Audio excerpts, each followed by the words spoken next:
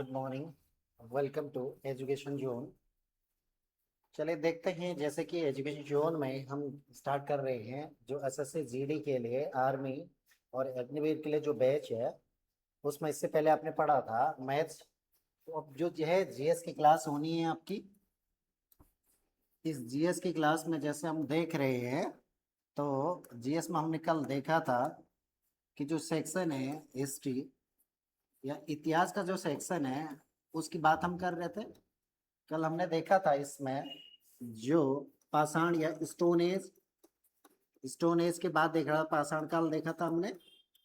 Then इसके बाद हमने देखा था यहाँ पर जो इंडस वैली सिविलाइजेशन है, जिसे सिंधु घाटी सभ्यता कहते हैं, या हम कहते हैं हड़प्पा सभ्यता, ये देखा था हमने। और इसके बाद हमने देखा था यहाँ पर वैदिक सभ्यता देखी थी। वैदिक सभ्यता किस किस से कितने क्वेश्चन बनते हैं वो देखा था। आज हम देखेंगे इसी में जो बौद्ध व जैन धर्म है उनकी बात करेंगे। बौद्ध धर्म व जैन धर्म की बात करेंगे हम। स्टार्ट करते हैं आज हम इस टॉपिक से। जैन धर्म को लेकर चलते हैं, जैन धर्म में कुछ बातें करते हैं। चलिए जैन धर्म की बात करते हैं हम। तो सबसे पहले जैन धर्म की बात करेंगे तो जैन धर्म में जो मुखिया यह कहेंगे कि जैन धर्म के जो प्रमुख होते हैं या संस्थापक, या कहेंगे जो जैन धर्म को रेगुलेट करने वाले, वो तीर्थंकर कहलाते हैं। तीर्थंकर। तो टोटली बात करेंगे तो अगर हम जैन धर्म कहें, इस जैन धर्म के जो संस्थापक हैं, फाउंडर ऑफ द जैनिज्म, इसके संस्थापक में हम बात करेंगे तो ऋषभ देव, या जिन्हें आदिनाथ कहते हैं, ऋषभ देव।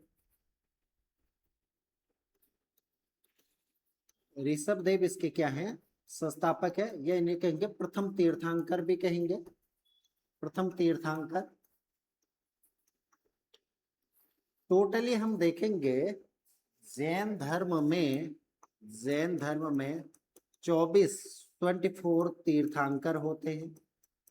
तीर्थंकर होते हैं, जिनमें से पहले तीर्थंकर आपके कौन है? पहले तीर्थंकर आपके ऋषभ देव है। और 24वें तीर्थंकर की बात करेंगे तो ये महावीर स्वामी हैं। महावीर स्वामी 24वें तीर्थंकर यहाँ पर हैं। क्लियर है? तो महावीर स्वामी जो मेन तीर्थंकर कहलाते हैं, 24वें तीर्थंकर कहलाते हैं। और जैन धर्म में कर्म फल से मुक्ति प्रदान करने के लिए इन्होंने त्रिरत्न बताए। महावीर स्वामी ने जैन धर्म में कर्म फल से मुक्ति पाने के लिए, इससे मुक्ति पाने के लिए त्रिरत्न बताए। मुक्ति के लिए त्रिरत्न। त्रिरत्न कौन कौन से देखेंगे? सम्यक दर्शन। त्रिरत्न में सम्यक दर्शन है, सम्यक ज्ञान, सम्यक दर्शन, सम्यक ज्ञान और सम्यक आचरण। सम्यक आचरण, ये तीन क्या है? त्रिरत्न है जैन धर्म के। सम्यक का मतलब है सही ज्ञान होना, सही दर्शन होने चाहिए, सही ज्ञान, और इसी के बाद आपका सही जो है सटीक आचरण होगा। इसकी बात हम करते हैं। तब धीरे धीरे आपसे सीधे सीधे पूछ लिया जाता है कि जैन धर्म तो ये ठीक है, जैन धर्म के संस्थापक हो गए और 23वें तीर्थंकर हो गए। तो इसके बाद हमें देखने को मिलता है कि जैन धर्म में जो त्रिरत्न है वो भी हमारे पास है। बट जैन धर्म में जो महावीर स्वामी हैं, इनके जीवन के बारे में कुछ हमसे पूछा जाता है। तो देखेंगे इनके जीवन के बारे में, जीवन परिचय लिखेंगे थोड़ा सा, जो आपसे पूछा जाता है। महावीर स्वामी का जीवन परिचय। जीवन परिचय किसका? महावीर स्वामी का। महावीर स्वामी का जीवन परिचय। तो सबसे पहले इनका जन्म लिखेंगे 540 ईस्वी में। जन्म जो हुआ 540 ईस्वी पूर्व में, वैशाली के कुंडग्राम में, वैशाली के कुंडग्राम में इनका जन्म होता है। वैशाली के कुंडग्राम में इनका जन्म होता है। आगे बात करेंगे इनके पिता का नाम। पिता जो है सिद्धार्थ हैं, पिता का नाम सिद्धार्थ।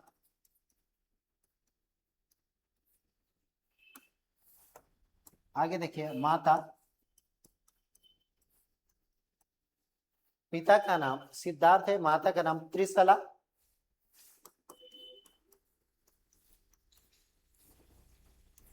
पत्नी यशोदा, पत्नी का नाम यशोदा है। आगे देखेंगे एक पुत्री होती है, पुत्री प्रियदर्शनी।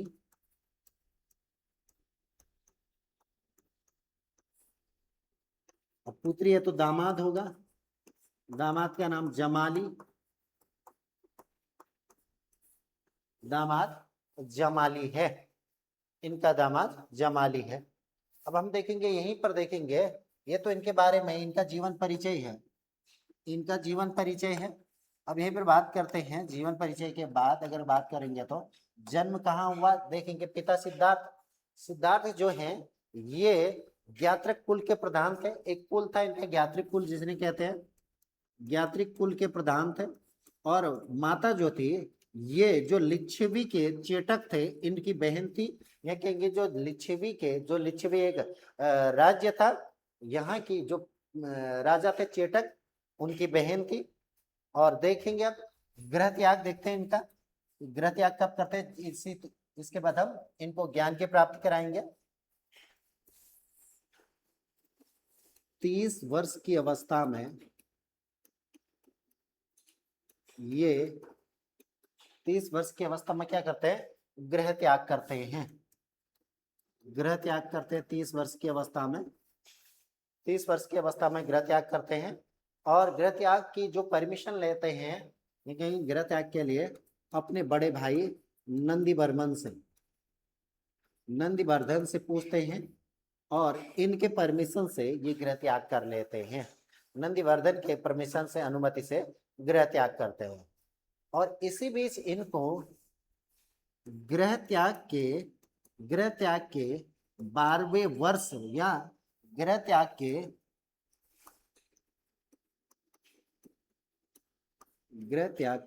12 वर्ष पश्चात, 12 वर्ष बाद ज्ञान प्राप्ति होता है, ज्ञान प्राप्ति होती है। ज्ञान प्राप्ति के बाद ये कैवल्य कहलाए। क्या कहलाए, ज्ञान प्राप्ति के बाद जो है ये कैवल्य कहलाए। लगभग जो 42 वर्ष की अवस्था में इनको ज्ञान की प्राप्ति होगी और ज्ञान प्राप्ति के बाद ये कैवल्य कहलाए। और ज्ञान प्राप्ति कहाँ पर हुई वो देखेंगे हम। ज्ञान की प्राप्ति कहाँ पर होती है, ये ज्ञान की प्राप्ति इन्हें होती है जो एक ऋजुपालिका नदी होती है, ऋजुपालिका नदी ज्ञान की प्राप्ति क्या कहला गया है।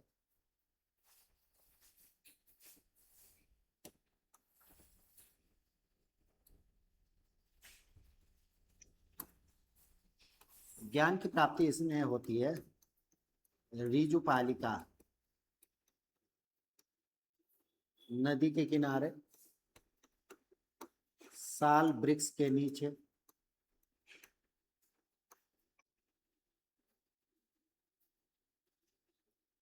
जाम्बिक गांव में, ज्राम्बिक गांव में इनको ज्ञान की प्राप्ति होती है।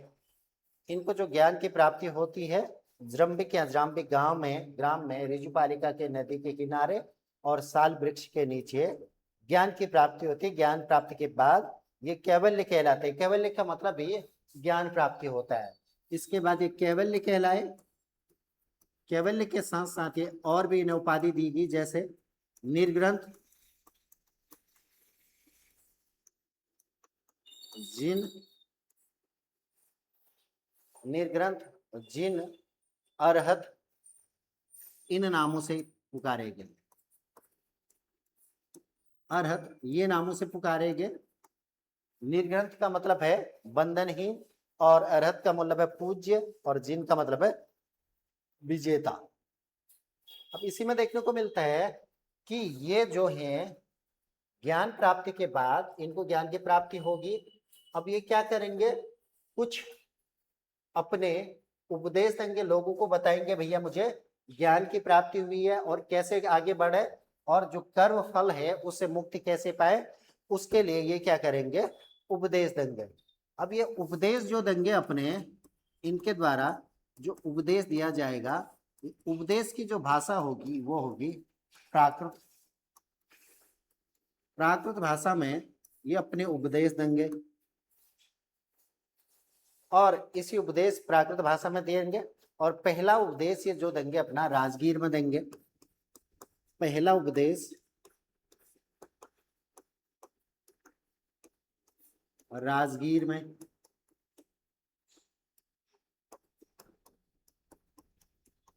और अंतिम उपदेश अपना देंगे पावापुरी। अंतिम उपदेश अपना जो देंगे ये पावापुरी में देंगे। तो बात करते हैं इनका जो पहला भिक्षु बना या पहला शिष्य जो बना, इनके पास इनका जो उपदेश देने के क्रम में जो पहला शिष्य इनके पास आया उनकी बात करेंगे। प्रथम भिक्षु इनका कौन बना, इनका अपना दामाद जमाली। इनका अपना दामाद जो है वो जमाली इनका पहला भिक्षु बना। तो इतनी बातें तो हो गई हैं। अब हम देखेंगे ज्ञान प्राप्ति के बाद इन्होंने क्या किया, एक पंचायन धर्म बताया। ज्ञान प्राप्ति के बाद इनके द्वारा पंचायन धर्म की बात कही गई, जिसे पंच महाव्रत भी कहते हैं। जैन धर्म के पंच महाव्रत या पंचायन धर्म इन्हें कहता है। ये जैन धर्म के हैं और पंचायन महाव्रत जो है इनके द्वारा दिया गया है। सबसे पहले कहा गया है पंचायन महाव्रत में हिंसा न करना। पहला हिंसा न करना। दूसरी बात यहाँ पर कही गई है हिंसा के बाद सदा सत्य बोलना। सदा सत्य बोलना। अगला चोरी न करना।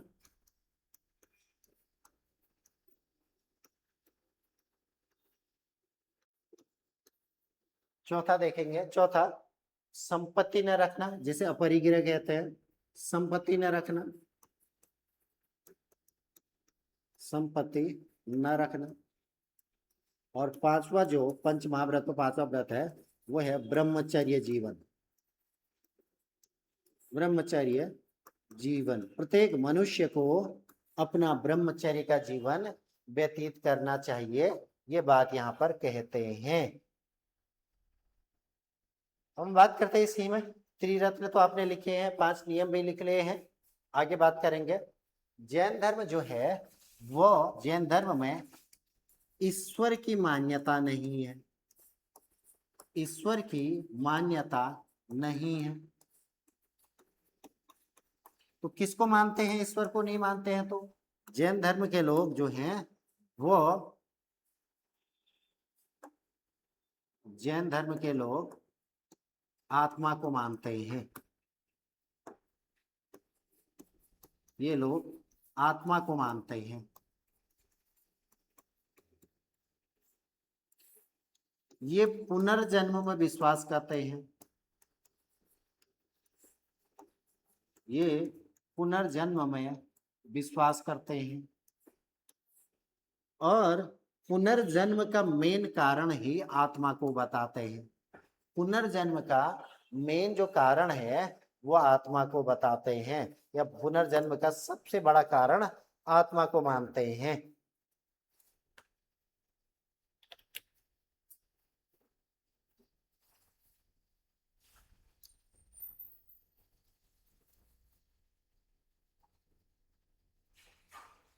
चलिए आगे बढ़ते हैं। अब देखते हैं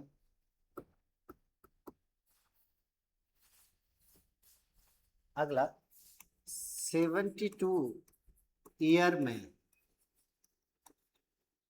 इनकी मृत्यु होती है और ये मृत्यु होती है पावापुरी में। पावापुरी बिहार में हो जाती है। अगर डेट की बात करेंगे, इनकी मृत्यु जो होती है 72 ईयर में 468 BC में, 468 ईस्वी पूर्व में इनकी मृत्यु हो जाती है। कहाँ? पावापुरी में इनको निर्वाण प्राप्त हो जाता है, बिहार के पावापुरी में। अब इनकी जब मृत्यु होती है, मृत्यु के बाद, इनकी मृत्यु के बाद देखेंगे जो जैन धर्म आगे बढ़ाने के लिए उन जैन संगतियों का आयोजन किया जाता है। 2 जैन संगतियां हुई थी जिसके बारे में हम चर्चा करते हैं। जैन संगतियां, इनके मृत्यु के बाद इनके अनुयायियों के द्वारा जैन धर्म को आगे बढ़ाने के लिए क्या किया गया? 2 जैन संगतियां की गई, जिसमें से प्रथम जो था 300 ईस्वी पूर्व में हुआ। पहली जैन संगति 300 ईस्वी पूर्व में की गई। ये की गई आपके बिहार के पाटलिपुत्र में।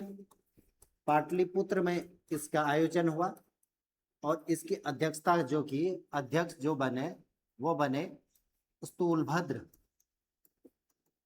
स्थूलभद्र इनके इसके अध्यक्ष बने। स्थूलभद्र इसके अध्यक्ष बने। दूसरा किया गया 512 ईस्वी में।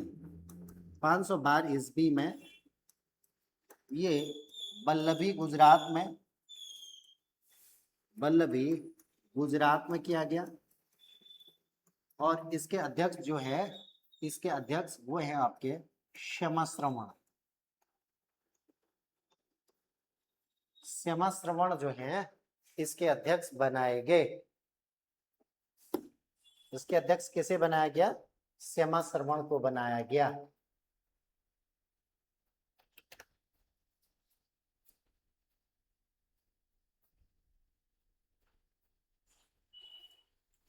चलिए कुछ फैक्ट और नोट करेंगे इसमें। जो जैन धर्म के साहित्य हैं, जैन धर्म के साहित्य, ये साहित्य आगम कहलाते हैं। आगम कहलाते हैं। जैन धर्म के साहित्य जो है वो आगम कहलाते हैं। आगे एक जैन धर्म के जो तीर्थंकर हैं, जो जैन धर्म के तीर्थंकर हैं, जितने भी तीर्थंकर हैं, तीर्थंकर, इनकी जीवनी पर, इनकी जीवनी जो है वो कल्प सूत्र में लिखी गई है। कल्प सूत्र एक जो है पुस्तक है जिसमें इन जैन धर्म के तीर्थंकरों के बारे में जानकारी मिलती है। और इस कल्प की सूत्र की रचना जो की थी वो की थी भद्रभाव के द्वारा की गई। इसकी रचना भद्रभाव के द्वारा की गई। इसकी रचना जो की गई भद्रभाव के द्वारा की गई।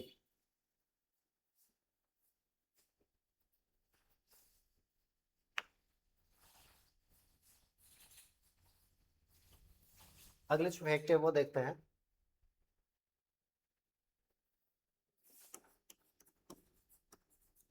मथुरा कला शैली को, मथुरा कला शैली को जैन धर्म से जोड़ा जाता है।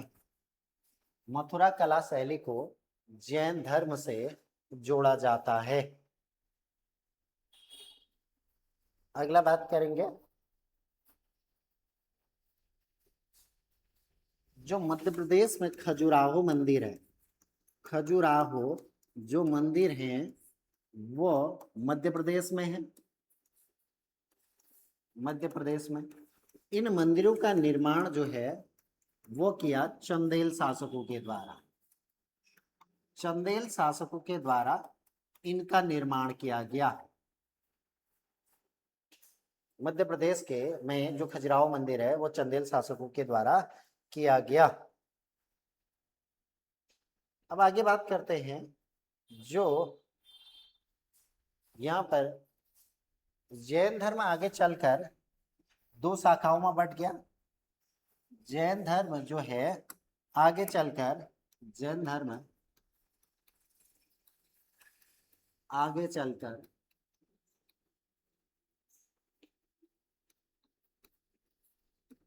दो शाखाओं में बट गया।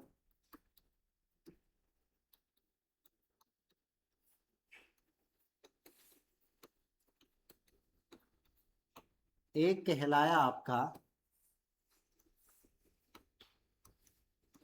दिगंबर और एक कहलाया श्वेतांबर। ये दिगंबर जो थे ये नग्न रहने वाले, नग्न अवस्था में रहने वाले जो थे, और ये श्वेत वस्त्र धारण करने वाले, श्वेत वस्त्र धारण करने वाले थे दिगंबर। और इस दिगंबर को जो लीड करने वाले थे, एक इसे चलाने वाले भद्रभाऊ और इसे चलाने वाले स्थूलभद्र।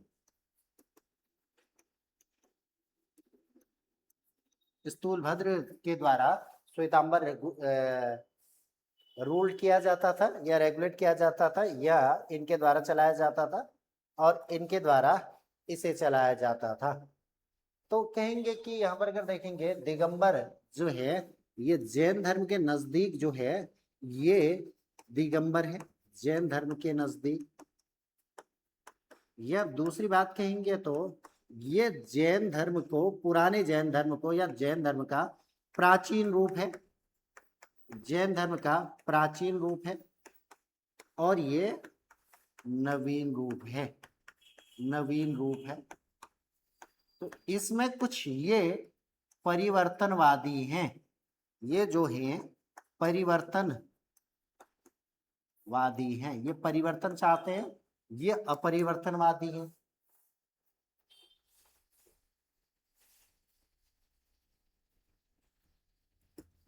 तो ये तो था आपका जैन धर्म।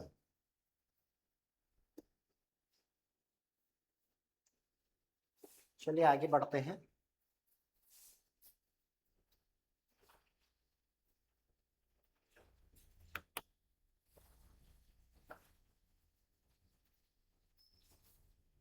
जैन धर्म में हमने क्या क्या बातें की? जैन धर्म में हमने जो बातें की, पहले तो इनके बारे में, जैन धर्म के संस्थापक को क्या कहा जाता है? जैन धर्म के संस्थापक कौन है? ऋषभ देव है, और इनको तीर्थंकर कहा जाता है। प्रथम तीर्थंकर जो थे ऋषभ देव थे। 24 तीर्थंकर होते हैं। महावीर स्वामी कौन थे? 24वें तीर्थंकर थे, 24वें वो अंतिम तीर्थंकर है। और कर्म फल से मुक्ति के लिए इन्होंने त्रिरत्न दिया था, सम्यक दर्शन, सम्यक ज्ञान और सम्यक आचरण दिया था। इसकी बात हमने की थी। इसके बाद हमने बात की इनके जीवन के बारे में। इनका जन्म 540 ईस्वी पूर्व में कुंडग्राम वैशाली में हुआ था। इनके पिता का नाम क्या था? सिद्धार्थ था। माता त्रिशला, पत्नी यशोदा, भाई नंदीवर्धन, और पुत्री का नाम था प्रियदर्शनी, और जो दामाद था वो था जमाली, दामाद जमाली। इसके बाद हमने कहा था कि 30 माता पिता की मृत्यु के बाद 30 वर्ष की अवस्था में इनके द्वारा या इन्होंने अपने भाई नंदीवर्मन की आज्ञा से, अनुमति से गृह त्याग कर लिया। गृह त्याग के बाद इधर उधर भटके 12 वर्ष बाद, गृह त्याग के 12 वर्ष बाद, यह कहेंगे 42 की एज में इनको ज्ञान की प्राप्ति हुई। ज्ञान की प्राप्ति जो होती है वह ज्राम्बिक है। ग्राम में ऋजु बालिका नदी के किनारे साल वृक्ष के नीचे इनको ज्ञान की प्राप्ति होती है। ज्ञान प्राप्ति के बाद ये कैवल्य, जिन, अरहत ये और निर्ग्रंथ के नाम से जाने लगे, इन्हें कहा जाने लगा। और इसके बाद क्या हुआ कि इन्होंने ज्ञान प्राप्ति के बाद जो उपदेश दिए वो उपदेश दिए पाली भाषा में। पहला जो उपदेश दिया अपना जागीर में दिया, और अंतिम उपदेश पावापुरी में दिया। और इसी के साथ हमने बात की थी कि इनके द्वारा पंच महाव्रत दिया गया। पंच महाव्रत का मतलब है पंचायन धर्म, जिसे कहते हैं कि हिंसा न करना पहला, दूसरा सदा सत्य बोलना, तीसरा संपत्ति न रखना, चोरी न करना, और ब्रह्मचर्य का जीवन व्यतीत करना। इसी में देखते हैं कि जैन धर्म में ईश्वर का अस्तित्व नहीं है, ईश्वर की मान्यता नहीं है, और आत्मा को मानते हैं और पुनर्जन्म भी मानते हैं, और पुनर्जन्म का कारण ही आत्मा को बताते हैं। आत्मा है इसीलिए पुनर्जन्म हो रहा, ये बात कर रहे हैं। अगली बात देखेंगे हम, 72 वर्ष की अवस्था में 468 में पावापुरी बिहार में इनकी मृत्यु हो गई थी। इनकी मृत्यु हो गई थी। तो मृत्यु के बाद दो जैन संगतियों का आयोजन किया गया। जो पहली जैन संगति हुई वो हुई पाटलिपुत्र में 300 ईस्वी पूर्व में, और जिसकी अध्यक्षता की थी स्थूलभद्र ने। और दूसरी जो जैन संगति हुई वो हुई आपकी वल्लभी गुजरात में 512 ईस्वी में, और जिसकी अध्यक्षता की थी क्षमा श्रवण के द्वारा किया गया था। क्षमा श्रवण के द्वारा किया गया था। ये हमने पढ़ा इतना। अब हम चलते हैं अब आगे। अच्छा, इसके बाद हमने कहा था कि यहाँ पर जो जैन साहित्य हैं इनको आगम कहा जाता है। आगम का मतलब सिद्धांत तो होता है, जैन साहित्य को आगम कहा जाता है। और इनके प्रथम भिक्षु जो थे या प्रथम जो शिष्य थे वो जमाली थे। इतनी बात हमने कही थी। और दूसरी बात हमने क्या कही थी कि जो जैन धर्म का साहित्य आगम कहलाता है और जैन धर्म के तीर्थंकर जो हैं वो क्या कहलाते हैं। जय इनके जीवनी किस में मिलती है, हमें कल्प सूत्र में मिलती है, जो भद्रभाव के द्वारा लिखा गया कल्प सूत्र, उसमें इनकी जीवनी मिलती है। और इसके बाद मथुरा कला शैली को हम जैन धर्म से जोड़ते हैं। और जैन धर्म के कुछ मंदिर है, खजुराहो के मंदिर जो कहलाते हैं वो मध्य प्रदेश में, जिन्हें चंदेल शासकों के द्वारा बनाया गया था। इसकी बात करते हैं। उसके बाद जैन धर्म जो है दो भागों में विभक्त हो गया, एक श्वेतांबर दूसरा दिगंबर। श्वेतांबर को लीड करने वाले कौन है, स्थूलभद्र है, और दिगंबर को लीड करने वाले भद्रबाहु हैं। भद्रबाहु जो है या जैन धर्म का प्राचीन रूप कहेंगे तो वो दिगंबर का है, और नवीन रूप कहेंगे तो श्वेतांबर वाला है। तो चलिए फिर आगे बढ़ते हैं। अब नया टॉपिक यहाँ पर देखते हैं। अब देखेंगे हम बौद्ध धर्म। बौद्ध धर्म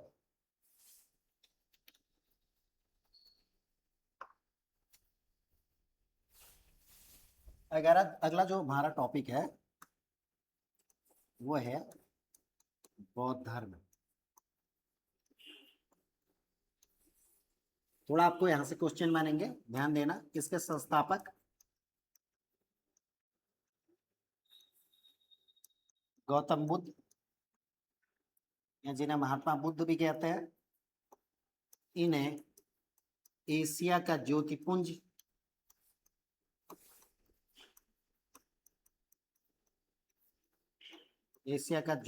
कहा जाता है। लाइट ऑफ एशिया, इस नाम से इन्हें जाना जाता है। देखते हैं अब लाइट ऑफ एशिया जो है बौद्ध धर्म में संस्थापक गौतम बुद्ध के बारे में थोड़ा सा देखते हैं।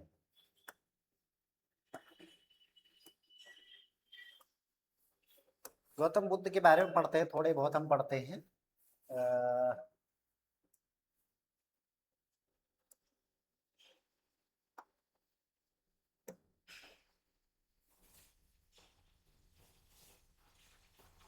इनके बारे में पढ़ते हैं।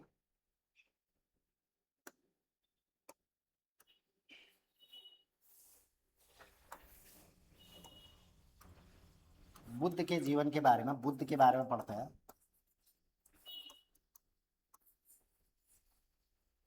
बुद्ध के जीवन के बारे में।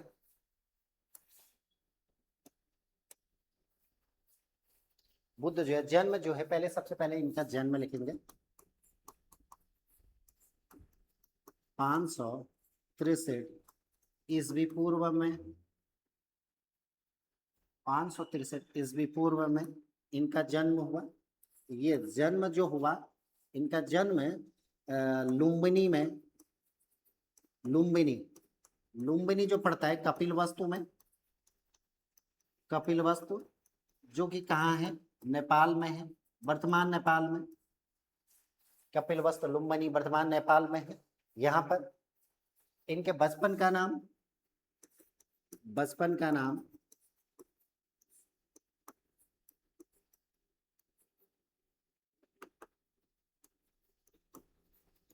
सिद्धार्थ। बचपन का नाम सिद्धार्थ। अगला पिता का नाम शुद्धोधन,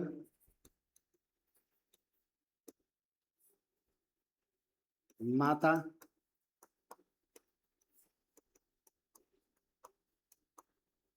महामाया, माता जो है महामाया,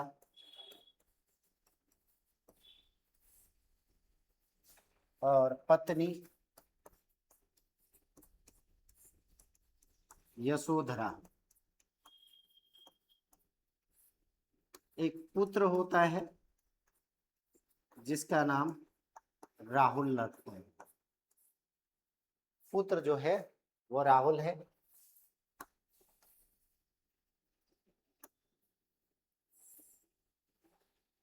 आगे देखते हैं।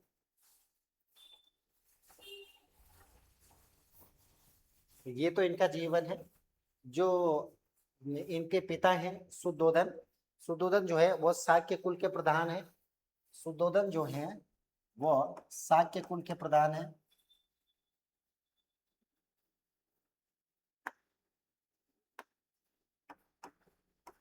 शुद्धोधन शाक्य कुल के प्रधान है। यह कहेंगे कि एक राजा है जो शाक्य मुनि राजा है, शाक्य कुल के राजा है, उनकी बात करेंगे। महामाया जो है, महामाया की बात करेंगे। महामाया जो है इनके जन्म के, अगली बार लिखेंगे यहां से, इनके जन्म के 7वें दिन इनकी माता का देहांत होता है। माता का देहांत हो जाता है, माता मर जाती है। और इसके बाद इनका लालन पालन जो है इनकी सौतेली माँ प्रजापति गौतमी के द्वारा किया जाता है। प्रजापति गौतमी जो है इनकी सौतेली माँ या मौसी है, मौसी या सौतेली माँ,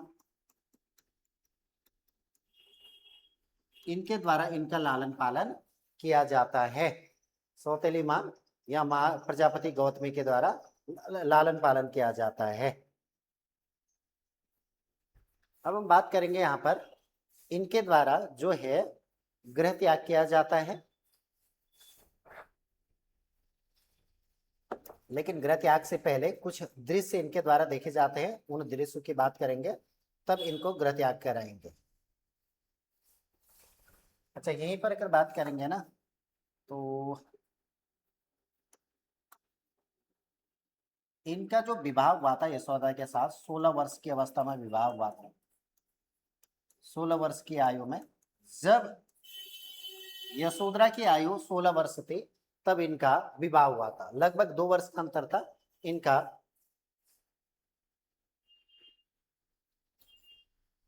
अब एक दिन ये होता है, ये शांत स्वभाव के थे, शांत में रहना व्यतीत कर देते हैं। तो इनके द्वारा 4 दृश्य देखे गए। वो कौन कौन से दृश्य थे आपसे पूछे जाते हैं, लिखेंगे। पहला दृश्य जो था, एक बूढ़ा व्यक्ति देखा, दूसरा बीमार व्यक्ति,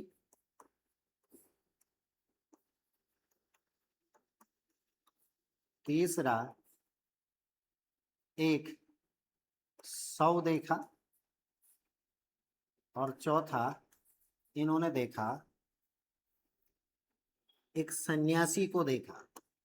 सन्यासी प्रसन्न मुद्रा में था, सन्यासी। इन 4 दृश्यों को देखने के बाद इन्होंने डिसाइड किया कि मैं गृह त्याग करूंगा और सांसारिक समस्या जो जीवन से दुखी होकर इन्होंने गृह त्याग कर लिया। यहां पर देखेंगे गृह त्याग जब करेंगे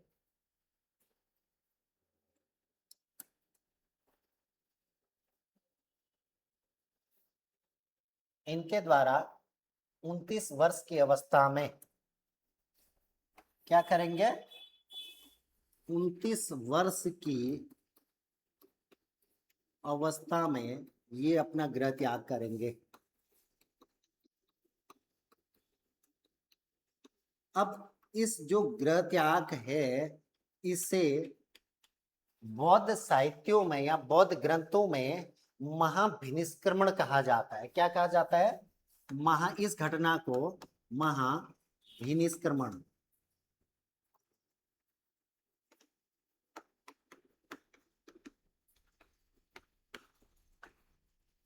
महाभिनिष्क्रमण कहा जाता है। बौद्ध साहित्यों में इनके गृह त्याग को महाभिनिष्क्रमण कहा जाता है। इस क्रम में ये आगे बढ़ते हैं, तो इनके जो प्रथम गुरु हैं, प्रथम गुरु वो अलार कलाम बनते हैं। अलार कलाम, ये जो अलार कलाम थे ये सांख्य दर्शन के ज्ञाता थे, यह सांख्य दर्शन के टीचर थे।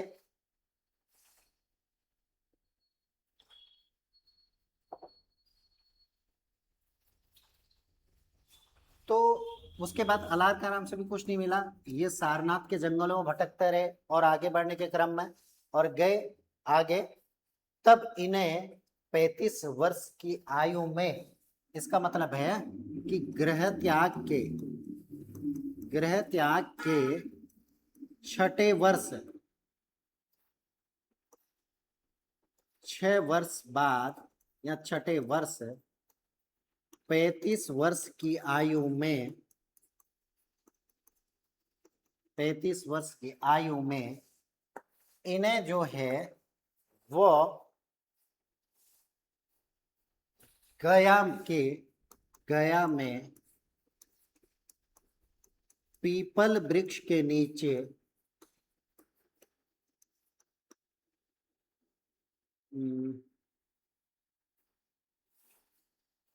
पीपल वृक्ष के नीचे और निरंजना नदी के किनारे, निरंजना नदी के किनारे बैसाख पूर्णिमा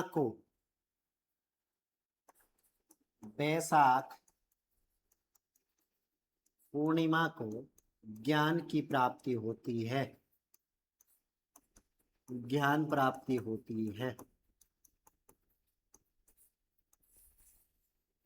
ज्ञान प्राप्ति के बाद ये बुद्ध कहलाए। ज्ञान प्राप्ति के बाद ये बुद्ध कहलाए, बुद्ध के नाम से जाने जाने लगे।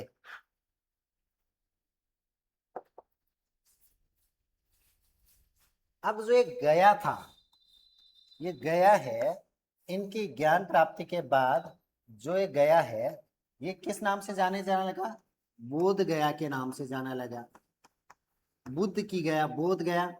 और ये पीपल वृक्ष, ये बोधि वृक्ष के नाम से जाने लगा, बोधि वृक्ष के नाम से। और निरंजना ही है, इस नाम से ये जाने जाने लगे ज्ञान प्राप्ति के बाद। अब हम बात करेंगे,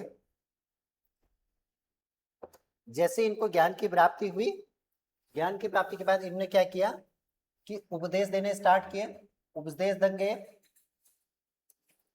ज्ञान प्राप्ति के बाद इनके द्वारा उपदेश दिए जाएंगे, उपदेश। अब ये अपना उपदेश जो देते हैं वो पाली भाषा में देंगे, उपदेश पाली भाषा में। उपदेश जो देंगे वो पाली भाषा में देंगे। और सबसे पहला जो उपदेश इनके द्वारा दिया गया, प्रथम उपदेश, ये सारनाथ में दिया गया, सारनाथ में।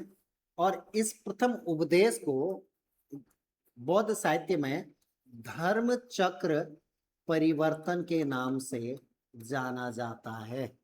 बौद्ध साहित्यों में इसे धर्म चक्र परिवर्तन कहते हैं।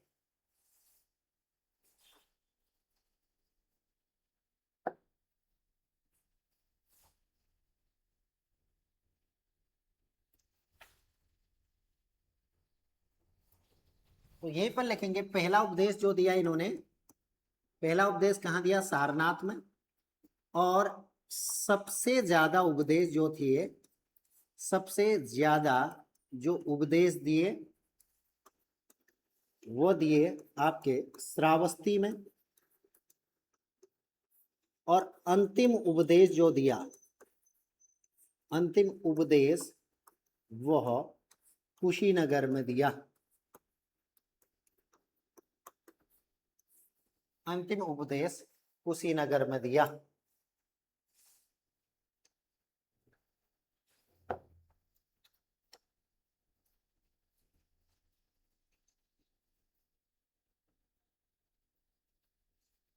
अब इसी बीच ज्ञान प्राप्ति के बाद इन्होंने क्या दिए, 4 आर्य सत्य, या जिन्हें कहते हैं कि 4 बुद्ध के 4 सत्य कथन, 4 आर्य सत्य लिखेंगे।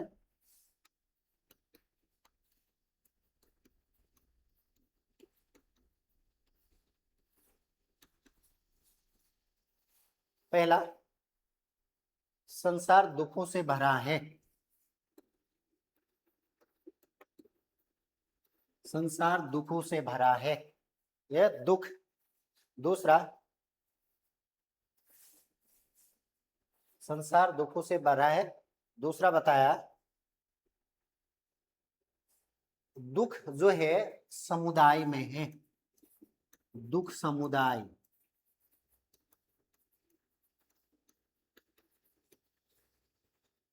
और तीसरा कहा इसने दुख, दुख समुदाय,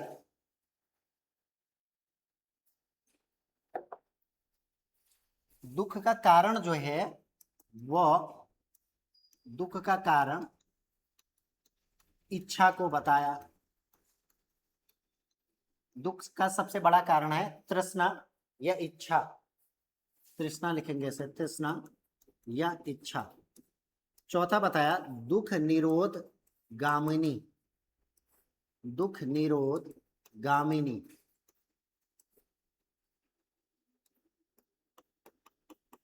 इसका मतलब है दुख के लिए, दुख से निपटारा पाने के लिए या दुख दूर करने के लिए गामिनी का एक पथ है, और बताया कि वह पथ जो है अष्टांगिक मार्ग है, अष्टांगिक मार्ग।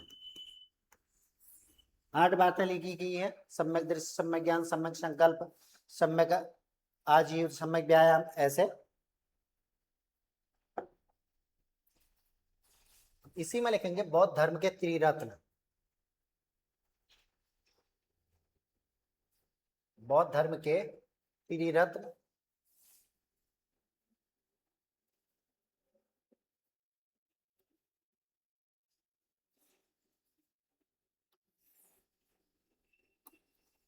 बौद्ध धर्म के त्रिरत्न लिखे,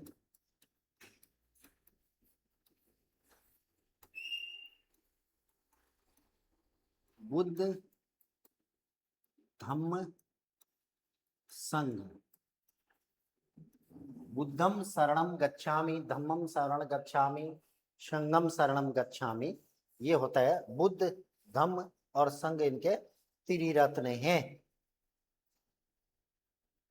अब आपसे क्वेश्चन पूछा जाएगा इसके अलावा जो बुद्ध के जीवन से संबंधित जितने भी घटनाएं हैं, उन घटनाओं को किसी न किसी इंडिकेटर के साथ या कहेंगे कि प्रतीक चिन्ह से दर्शाया जाता है।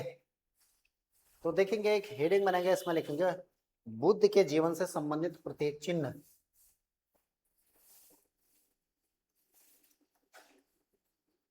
बुद्ध के जीवन से संबंधित प्रतीक चिन्ह।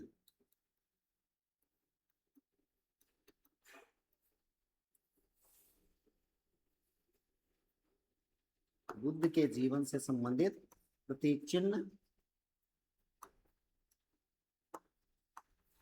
सबसे पहले लिखेंगे जन्म,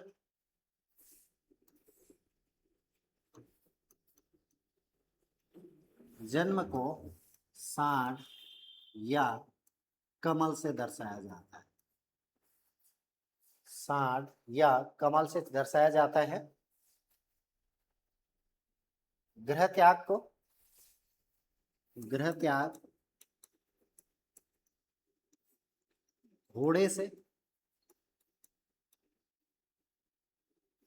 गृह त्याग जो है वो घोड़े से, ज्ञान प्राप्ति,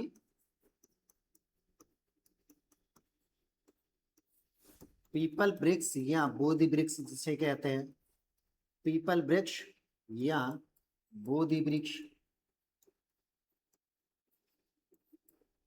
पीपल वृक्ष या बोधि वृक्ष से दर्शाया जाता है। और निर्वाण, निर्वाण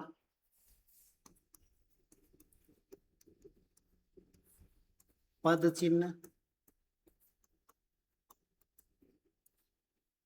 और मृत्यु वो स्तूप से, मृत्यु जो है वो स्तूप से, इससे दर्शाया जाता है।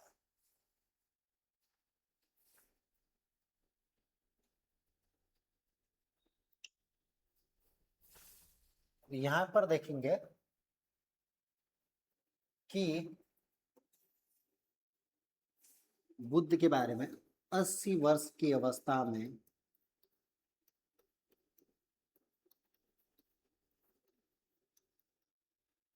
80 वर्ष की अवस्था में 483 ईस्वी पूर्व में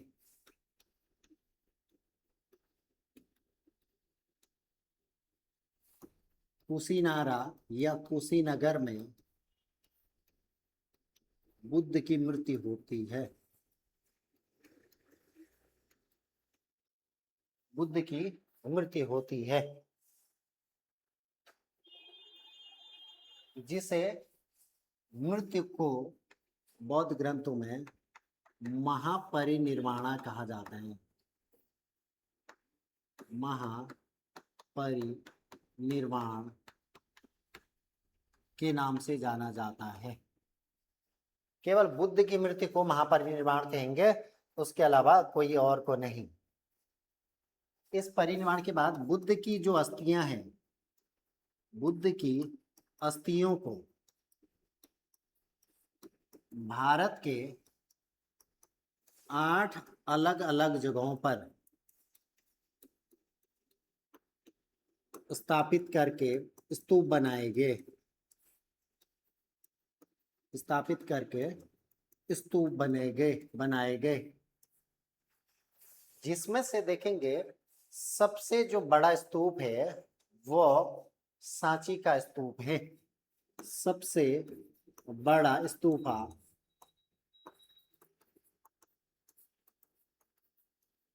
वो है सांची का स्तूप।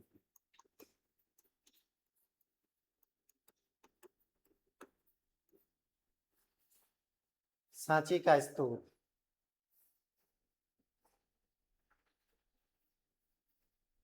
अब बुद्ध जी चले गए, बुद्ध के बाद से क्या करेंगे?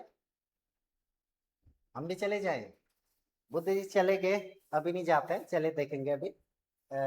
इसके बाद हम देखते हैं जो बुद्ध जाने के बाद इनकी संगतियां होती है, इनके धर्म के प्रचार प्रसार के लिए कुछ काम किया जाता है, तो उसके बाद देखेंगे कौन कौन से बुद्ध बौद्ध संगति होती है।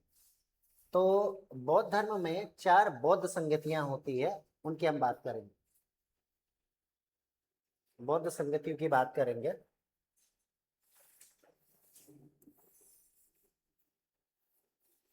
बौद्ध धर्म में 4 संगतियां, बौद्ध धर्म की 4 संगतियां।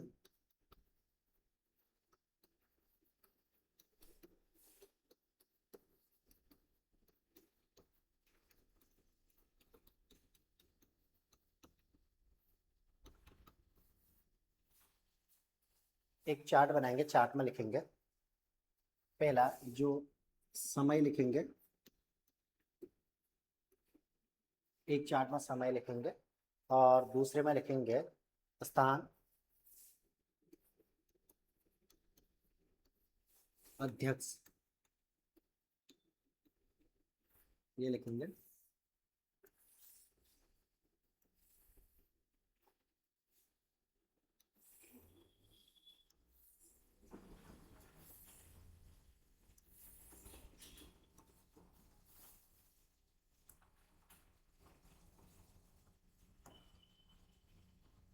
पहला लिखेंगे 484 ईस्वी पूर्व में, 484 ईस्वी पूर्व में ये जो हुआ था राजगृह में,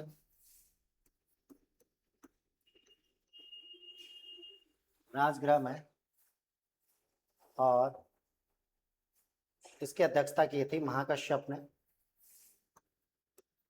महाकश्यप ने।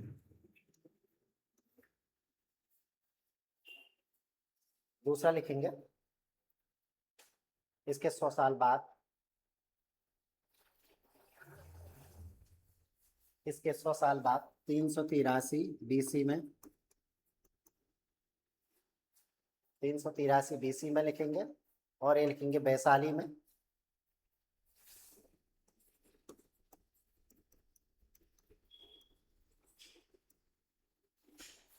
इसका आयोजन वैशाली में हुआ,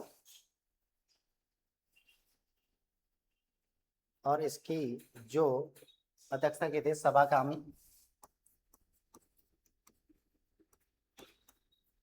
सभाकामी। थर्ड लिखेंगे, थर्ड की बात करेंगे तो ये 255, 200 अलग अलग डेट मिलते हैं। एक 255 मिलता है, 250, कोई 251 भी कहता है, ये इसी में ही है। इतने डेट आपको मिलते हैं, तो कुछ भी आएगा। ये पाटलिपुत्र में, पाटलिपुत्र में इसकी अध्यक्षता जो की थी वो की थी मोगलीपुत्तिस ने, मोगलीपुत्तिस ने इसकी अध्यक्षता की थी। चौथा जो है वो देखेंगे फर्स्ट एडी में, प्रथम शताब्दी में, प्रथम शताब्दी, कुंडलवन कश्मीर में, कुंडलवन कश्मीर में, कुंडलवन कश्मीर में। एक मिनट देख रहे हैं, कोई मैसेज तो नहीं कर रहा।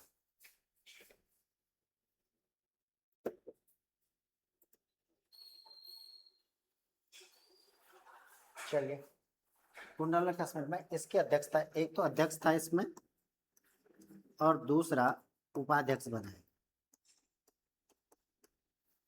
एक जो अध्यक्ष थे वसुमित्र नामक व्यक्ति अध्यक्ष थे, और अश्वघोष नामक व्यक्ति उपाध्यक्ष थे। वसुमित्र और अश्वघोष,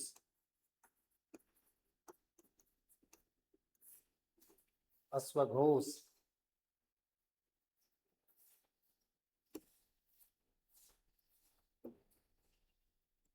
बौद्ध संगतियां हो गई हैं।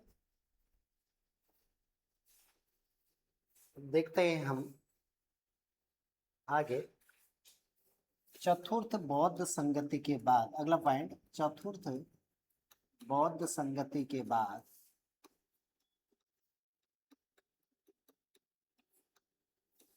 बौद्ध धर्म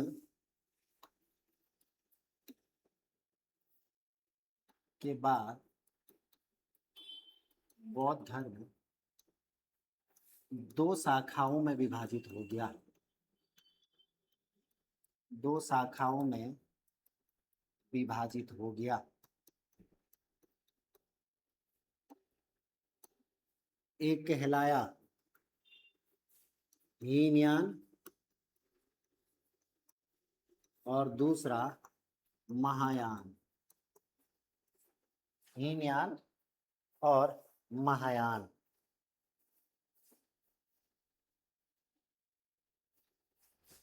हीनयान जो है ये प्राचीन रूप है, बौद्ध धर्म का प्राचीन रूप, और महायान जो है वो नवीन रूप है।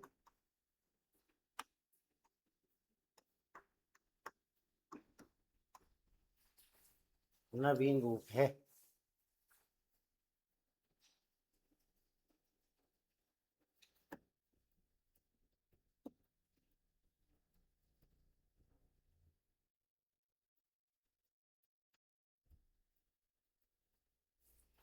इसके अलावा बौद्ध धर्म देखेंगे तो त्रिपिटक देखेंगे, बौद्ध धर्म के त्रिपिटक लिखेंगे। त्रिपिटक, पहला विनय पिटक, दूसरा सूत पिटक और अगला अभिधम्म पिटक।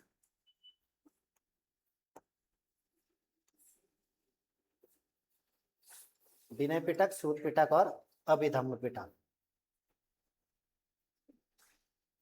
एक इनका साहित्य है जो पूछा जाता है आपका बुद्ध चरित।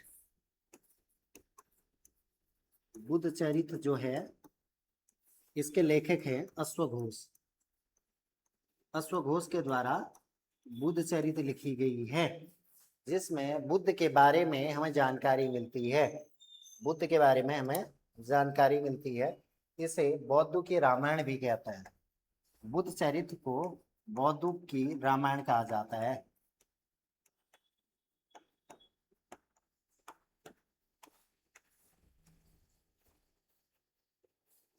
बौद्धों की रामायण कहा जाता है।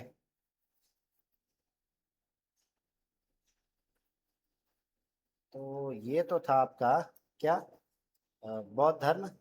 अब हम देखेंगे धीरे धीरे थोड़े यहाँ पर